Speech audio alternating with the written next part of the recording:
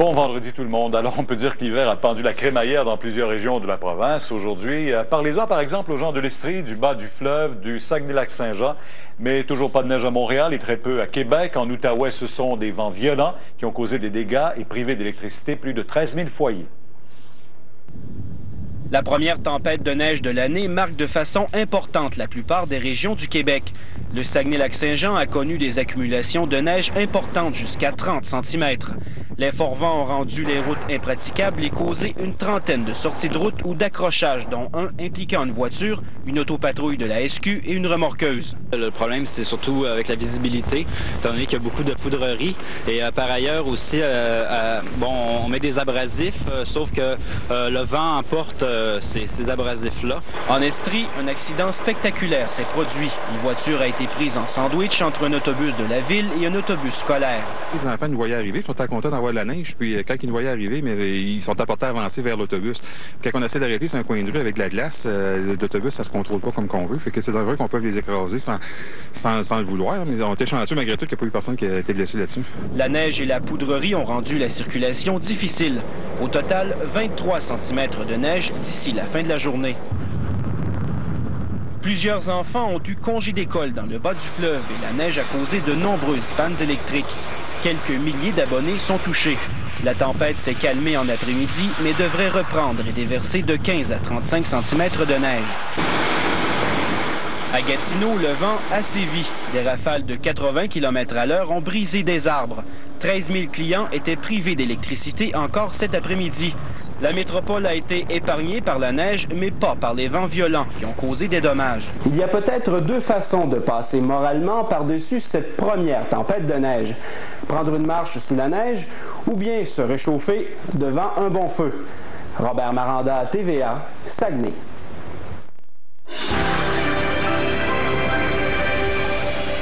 Alors on peut espérer que ça va se calmer un peu là maintenant. Oui, Pierre, on peut dire que le pire est passé. Évidemment, on parle du Québec. Le pire est passé. Les vents vont diminuer d'intensité au cours de la soirée, la nuit prochaine également, de sorte que demain, on parlera plutôt de vents modérés, sauf pour les régions de l'est du Québec.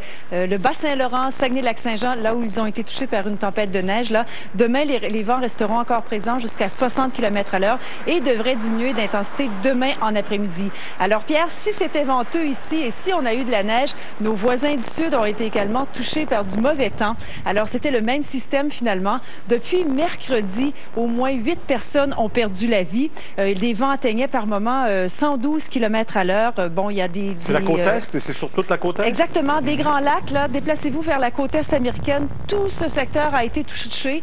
Alors, évidemment, il y avait des accumulations de neige, beaucoup d'accidents. Ouais. 1 million, au pire du mauvais temps, Pierre, 1 400 000 personnes ont été privées d'électricité. Évidemment, il en reste encore, là, mais ça s'est quand même amélioré. Merci, Colette. Au revoir. Au revoir.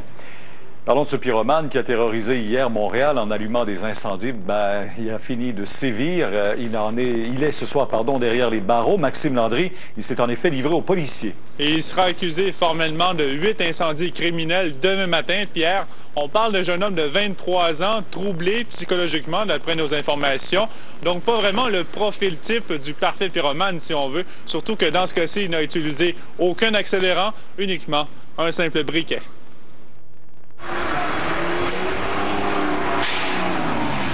Des gens coincés sur les balcons, des flammes vives qui ravagent cet immeuble. Jeudi midi, le pyromane a bien failli causer ici une catastrophe.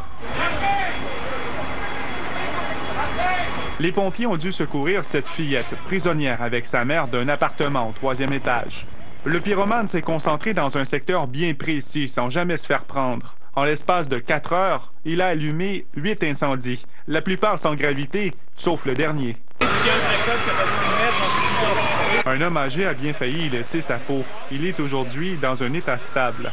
Quelques minutes plus tard, les policiers ont arrêté un jeune homme, mais ils ont dû le relâcher. Ils ont resté chez moi pendant 6 heures de temps. Ils ont fouillé toute la maison, ils ont mis tout à l'envers, à recherche de gaz ou quelque chose qui pourrait être similaire pour allumer un feu. Tout ça dans le but pour rien, parce que c'était pas moi la personne recherchée. Les policiers ont par la suite diffusé cette vidéo de surveillance. On y aperçoit le pyromane recherché, un jeune homme dans la vingtaine.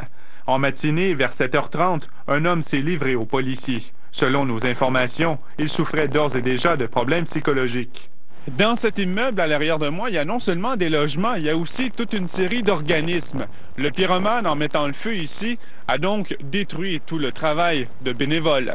Chaque semaine, au moins 200 personnes profitaient de la cuisine collective, des programmes d'aide aux démunis, aux femmes enceintes aussi. Un dur coup pour le quartier. Savoir que c'est ça, c'est une main criminelle qui a mis le feu, ça vous choque, vous? Oui, oui. Surtout que c'est un jeune, là. Je sais pas s'il est dans le coin, j'en ai aucune idée, je l'ai pas vu, puis en réalité, je ne m'entends pas le voir. Visiblement quelqu'un qui avait besoin d'aide à quelque part. Hein. Alors, nous, on est là pour travailler avec les gens et pour les gens. Aussi les gens qui nous donnent du fil à retordre un petit peu des fois. Oubliez la rancœur. Ici, les gens ne pensent qu'à se retrousser les manches. Maxime Landry, TVA, Montréal. Maintenant, c'est l'histoire de la personne qui s'est retrouvée au mauvais endroit, au mauvais moment. Un homme qui a été gravement blessé hier soir à Montréal lorsque 2 présumés trafiquants de drogue ont été victimes de règlements de compte. Il a reçu une balle qui ne lui était absolument pas destinée. L'immeuble à logement du 11 400 Pelletier dans Montréal-Nord était connu comme un point de vente de stupéfiants. Vers 23 h jeudi, 2 hommes qui s'y présentaient étaient attendus par un ou des tueurs. 4 ou 5 coups de feu ont retenti. Les 2 hommes dans la vingtaine se sont affaissés. L'un est mort sur le coup, l'autre allait succomber à ses blessures. Juste la façon que c'était fait, là, c'est un règlement de compte. Ça ressemble beaucoup à un règlement de compte. Pour quelle raison, mais ça, à déterminer. Une voiture avait été vue quittant les lieux en trombe. On l'a retrouvée 4 rues plus loin. Son conducteur atteint d'un projectile. Or, il s'agit d'une victime innocente puisqu'il sortait d'un immeuble voisin lorsque les coups de feu ont retenti. Une balle perdue se serait logée dans sa colonne vertébrale.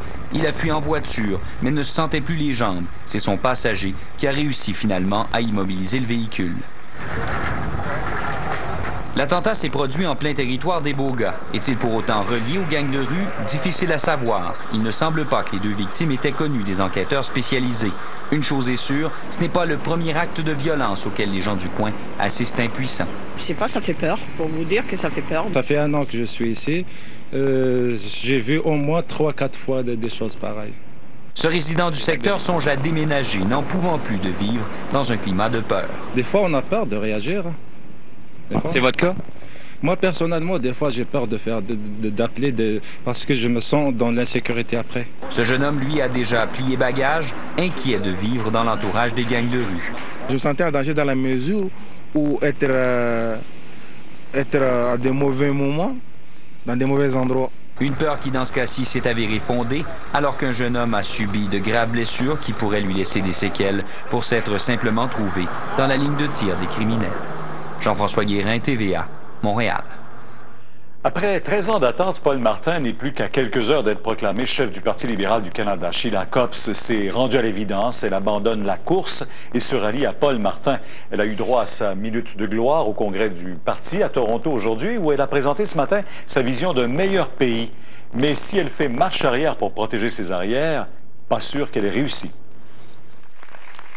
Une salle trop petite, donc, qui déborde, des militants